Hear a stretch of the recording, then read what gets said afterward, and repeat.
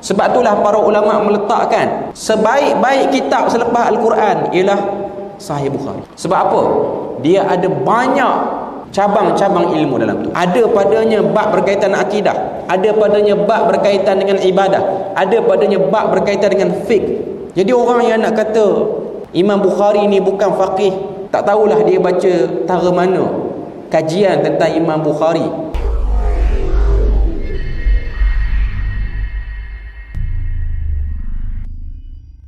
Hari ni kecoh pula satu video, orang kata Bukhari ni bukan faqih, dia seorang muhaddis, dia bukan faqih. Kita pun kadang-kadang terfikir dengan perwatakan orang yang bercakap, dengan title yang diberikan dan diletakkan pada dia, orang yang ada gelaran Maulana ni lah orang yang datang pengajiannya daripada aliran, daripada benua India, kebanyakannya lah India, Pakistan, yang mana mereka ni melalui daurah hadis, mereka belajar kitab-kitab secara mendalam. Kita kena tahu bahawasanya ulama hadis ialah antara ulama hadis daripada India, antara ulama yang paling banyak menonjolkan fiqh Imam Bukhari dalam kitab dia Sahih Bukhari. Bukan ulama daripada benua lain. Ulama daripada India ni antara ulama yang paling banyak buat penambahbaikan pada kitab-kitab hadis ni. Bukan hanya bincang riwayat semata-mata, tapi bincang pada benda-benda yang lebih luas. Sebab tu kau tengok Maulana Zakaria Al-Kandahlawi, terkenal. Orang yang belajar India, orang yang join tabligh ni dia kenal nama ni. Kandahlawi ni bukan nama yang asing.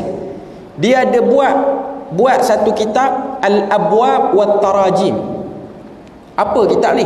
Al-Abwab wat Tarajim ni ialah kajian terhadap bab-bab dan juga subtopik dalam Sahih Bukhari, 8 jilid.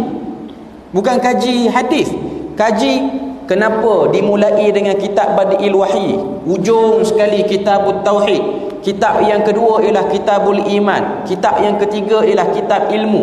Di bawah kitab Badi'il Wahyi itu ada berapa pula bab kecil-kecil. Hubung kait antara semua bab tu ada kajian khusus. Yang kaji ni ulama India.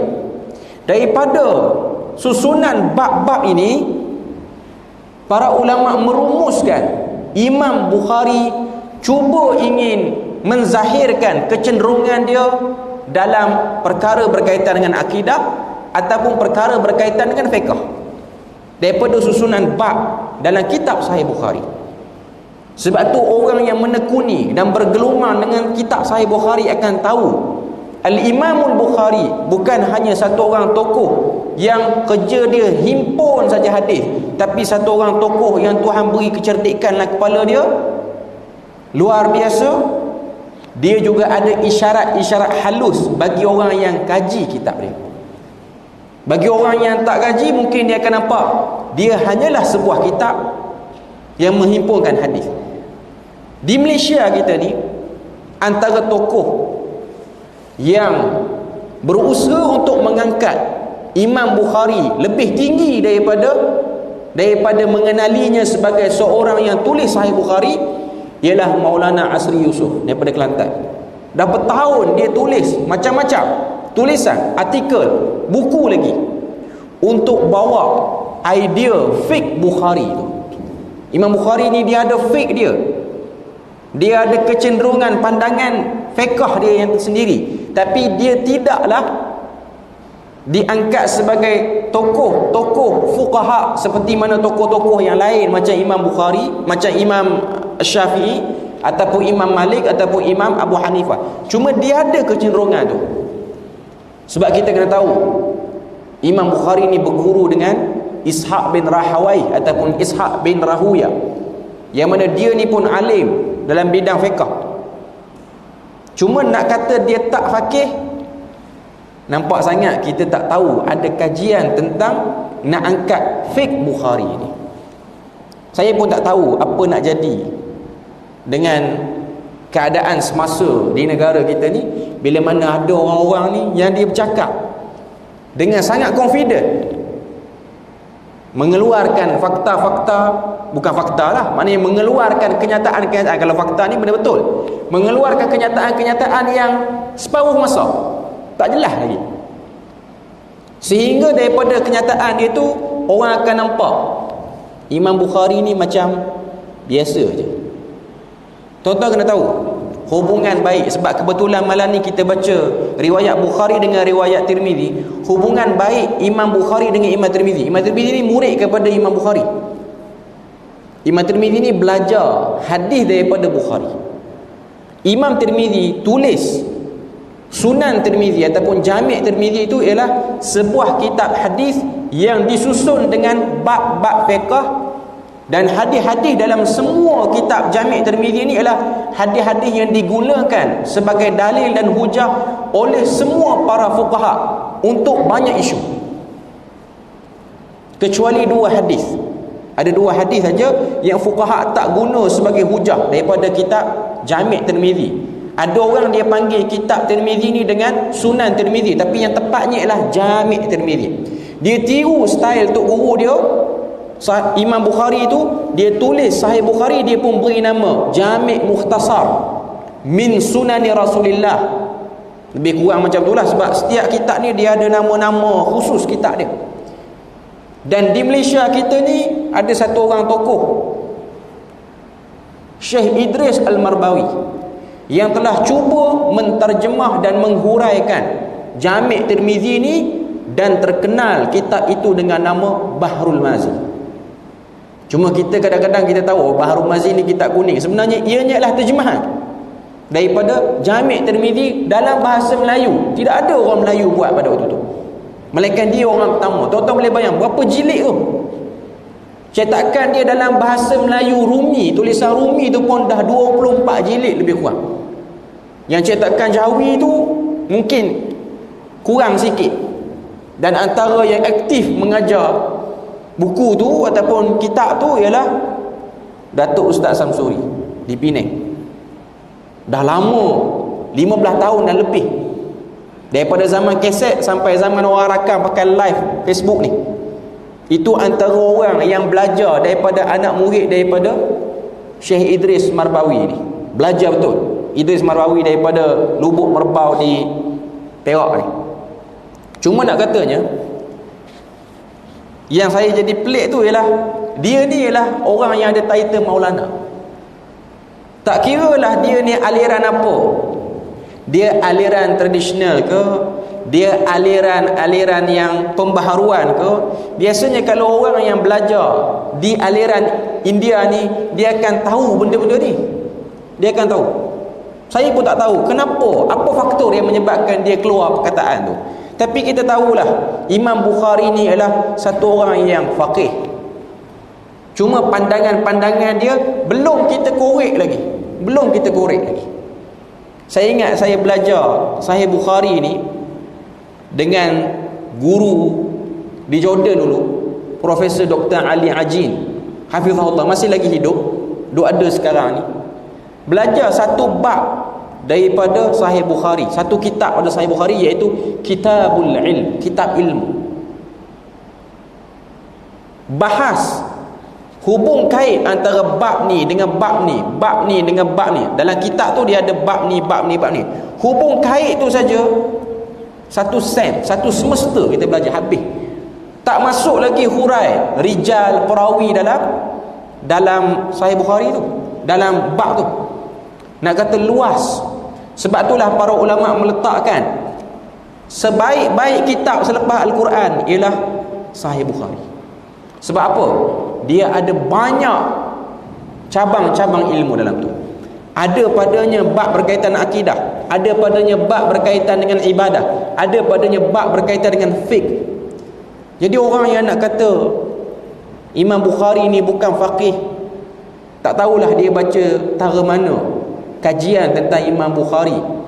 Saya kira di Malaysia kita ni, tanpa melihat universiti-universiti di luar negara, cukup universiti di Malaysia ni pun, Tuan-tuan carilah fakulti pengajian Islam di mana-mana universiti pun.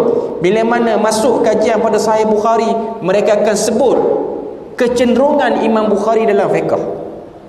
Cuma kadang-kadang pandangan dia memang berlawanan dengan fuqaha-fuqaha yang lebih terkenal seperti Imam Syafi'i, Imam Malik, Imam Ahmad bin Hanbal dan juga Imam Abu Hanifah.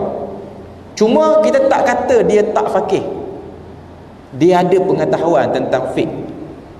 Sebab bila mana kita sebut macam tu, dan dia bawa lah satu cerita sebagai hujah nak kata Imam Bukhari ni bukan faqih.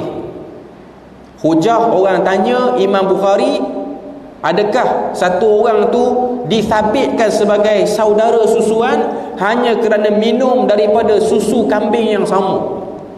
Orang tanya Imam Bukhari, dua orang ni dia bukan adik-beradik, tapi dia pernah minum susu daripada kambing yang sama. Bukan minum susu daripada ibu susuan tu, kambing yang sama.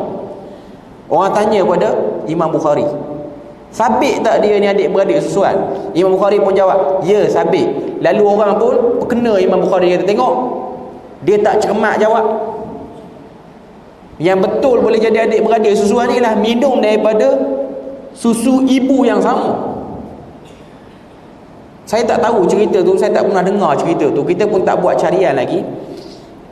Tapi entah betul ataupun tidak cerita tu, tapi kalau tengok dari segi kedudukan Imam Bukhari ni, rasanya cerita tu macam tak betul nak disandarkan kepada Imam Bukhari.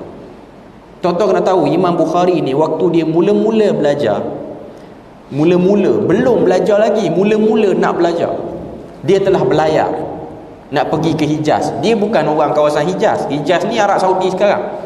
Dia orang daripada kawasan Stan country ni, Bukhara ni, Asia Tengah ni, kawasan Uzbekistan ni, kawasan-kawasan negara ni, Turkmenistan, kawasan-kawasan negara seperti inilah. Dia daripada Asia Tengah nak pergi ke Hijaz naik kapal. Dia ada harta yang banyak, duit yang banyak, duit peninggalan family dia sebagai biaya untuk dia belajar. Waktu dia duduk atas kapal, yang ni ada dalam tarjamah Imam Bukhari. Tarjamah ni maksudnya cerita tentang biodata Imam Bukhari. Waktu dia duduk atas kapal, sementara nak sampai ke Hijaz, dia berkawan dengan satu orang. Dia rapat dengan satu orang atas kapal ni. Akhirnya punya rapat sehingga dia tertunjuk duit yang dia bawa sebagai bekal untuk biaya belajar. Duit yang dia bawa sebagai bekal untuk dia biaya belajar. Banyaklah, berapa ribu dinar emas banyak. Jadi kawan tu pun yang baru kenal ni jadi gelap mata tengok duit banyak. Tapi dia tak ambil lagi. Dia fikir macam mana nak dapatkan duit tu daripada Imam Bukhari.